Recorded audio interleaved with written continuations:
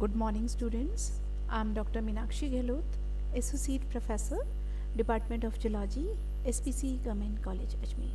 मेरा आज का topic direct and indirect development in insects. मेरा ये टॉपिक MDS यूनिवर्सिटी अजमेर के BSc पार्ट सेकंड के फर्स्ट पेपर को कवर करेगा। इंट्रोडक्शन। इंसेक्ट्स के अंदर जो डेवलपमेंट होता है दो तरीके का होता है, डायरेक्ट डेवलपमेंट और इनडायरेक्ट डेवलपमेंट। अब ये जो डेवलपमेंट होता है उसके अंदर सक्सेसिव स्टेजेस आती हैं और उनके अंदर मॉर्फोलॉजिकल चेंजेस इंसेक्ट्स के अंदर हमें देखने को मिलते हैं। और ये जो चेंजेस हैं और डिफरेंट जो फॉर्म्स बनती हैं उसे हम मेटामॉर्फोसिस कहते हैं। और ये जो मेटामॉर्फोसिस का जो प्रोसेस है वो जुवेनाइल हार्मोन से कंट्रोल होता है। जुवेनाइल हार्मोन जो सिक्रीट होता है वो एक ग्लैंड जो कि इंसेक्ट्स के हेड में प्रेजेंट होती है, उस ग्लैंड से ये जुवेनाइल हार्मोन सिक्रीट होता है। ये जो हार्मोन है वो हर मोल्टिंग पर रिलीज होता है और ये पूरे के पूरे जो डेवलपमेंट का मेटामॉर्फोसिस का प्रोसेस है तब तक सिक्रीट होता है। जब इसका हार्मोन का लेवल कम होने लगता है तो एडल्ट के जो कैरेक्टर्स हैं वो अपीयर होने लग जाते हैं और एडल्ट स्टेज में जुवेनाइल हार्मोन सिक्रीट नहीं होता है। किस तरह का डेवलपमेंट हुआ है और कितने डिग्री का मेटामॉर्फोसिस के अंदर चेंजेस आए हैं, उस बेस पर हम 5 तरह के मेटामॉर्फोसिस डिवाइड कर सकते हैं। Types of Metamorphosis. फर्स्ट है एमेटामॉर्फस डेवलपमेंट, सेकंड है ग्रेजुअल मेटामॉर्फोसिस, थर्ड है इनकम्प्लीट मेटामॉर्फोसिस, फोर्थ है कंप्लीट मेटामॉर्फोसिस और पांचवा है हाइपर मेटामॉर्फोसिस। तो ये 5 तरह के मेटामॉर्फोसिस को हम डिस्कस करेंगे। फर्स्ट हम बात करते हैं ए मेटाबोलस डेवलपमेंट या डायरेक्ट डेवलपमेंट।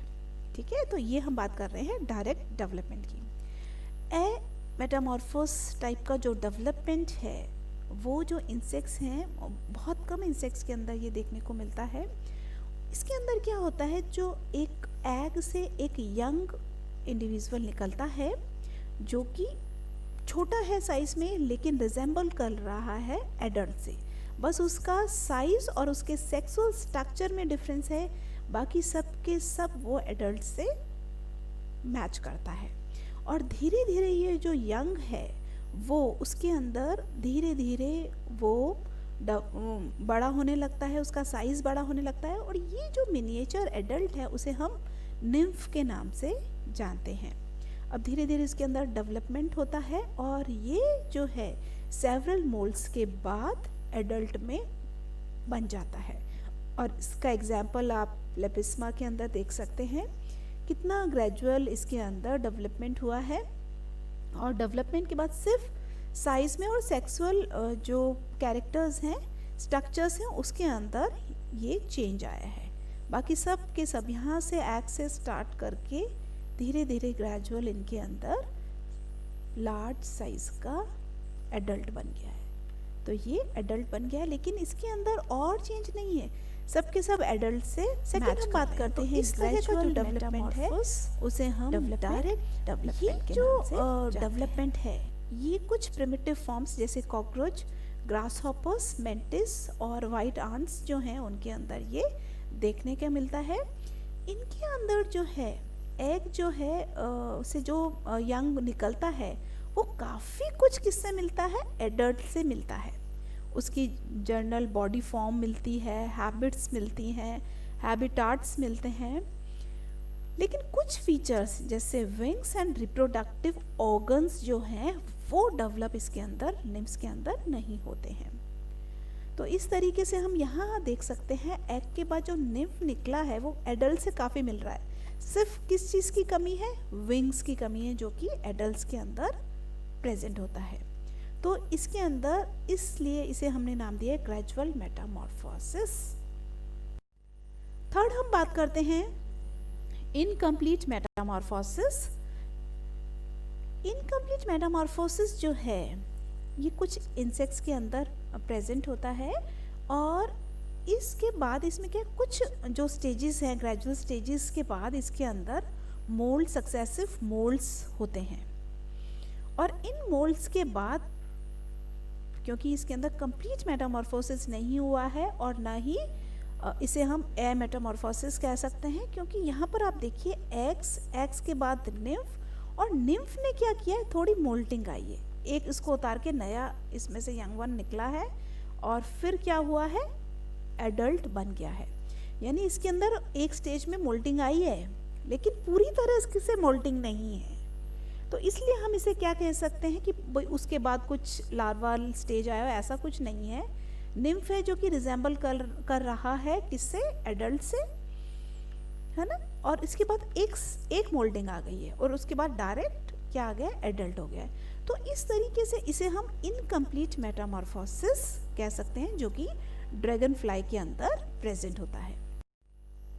कंप्लीट मेटामॉर्फोसिस, अब हम बात करते हैं कंप्लीट की। ये जो है इसमें क्या होता है, बहुत सारे मॉर्फोलॉजिकल चेंजेस होते हैं पूरे के पूरे एम्ब्रियोनिक ट्रांसफॉर्मेशन के बाद। अब यहाँ पर क्या आप देख सकते हैं, यहाँ पर आप एक्स के बाद देखिए first larval stage, second larval stage, third larval stage, 3 larval stages आई हैं और फिर यहाँ पर फोर्थ लार्वल स्टेज।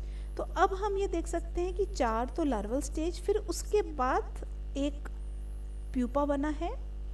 प्यूपा के बाद अब ये देखिए यहाँ पर चेंजेस वापस इसके अंदर आया है और फिर एडल्ट बना है। तो इसमें जो डेवलपमेंट है कंप्लीट मेटामॉर्फोसिस में क्या है कि एक्स के बाद सक्सेसिव स्टेजेस आई हैं और इन सब सक्सेसिव स्टेजेस में जो कि लार्वा, प्यूपा और फिर एडल्ट, तो इस तरीके से बहुत सारे मॉर्फोलॉजिकल चेंजेस हैं और बहुत सारे हार्मोनल कंट्रोल हर लेवल पर आते हैं। अब हम देख सकते हैं कि इस तरह का जो डेवलपमेंट है मॉथ्स एंड बटरफ्लाइज में देखने को मिलता है, मॉस्किटोस में देखने को मिलता है। तो इस तरीके से ये जो डेवलपमेंट है वो एकदम आइडियल मेटामॉर्फोसिस का एग्जाम्पल है। अब हम बात करते हैं हाइपर मेटामॉर्फोसिस।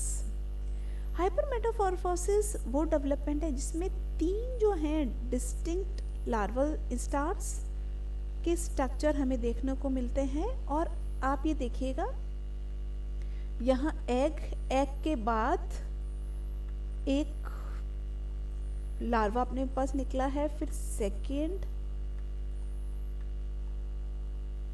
और फिर हमारे पास प्यूपा है। अब यहाँ पर बहुत ज़्यादा लार्वल स्टेज के अंदर पहला एक निकला है, फिर वो लार्वल स्टेज में कन्वर्ट हो गया है, फिर वापस लार्वल और फिर प्यूपा स्टेज के अंदर ये कन्वर्ट हो रहा है, फिर उसके बाद हमें एडल्ट स्टेज मिल रही है। इसीलिए इस डेवलपमेंट को हाइपर मेटामॉर्फोसिस के नाम से जाना जाता है। Role of hormone in metamorphosis. अब हमने कहा कि ये पूरा का पूरा मेटामॉर्फोसिस जो है वो हार्मोन से कंट्रोल होता है और ये जो हार्मोन्स हैं वो ब्रेन, प्रोथैलेमिक ग्लैंड और कॉर्पोरा एलेटा जो है उनसे सीक्रेट होते हैं। इस तरह ये सारे के सारा प्रोसेस हार्मोन से कंट्रोल होता है। आज हमने जाना कि किस तरह डायरेक्ट और इनडायरेक्ट डेवलपमेंट होता है और इनडायरेक्ट जो डेवलपमेंट है उसे हम किस तरह से उसके डिग्री ऑफ स्पेशलाइजेशन के बेस पर हम उसे क्लासिफाई कर सकते हैं। Thank you so much.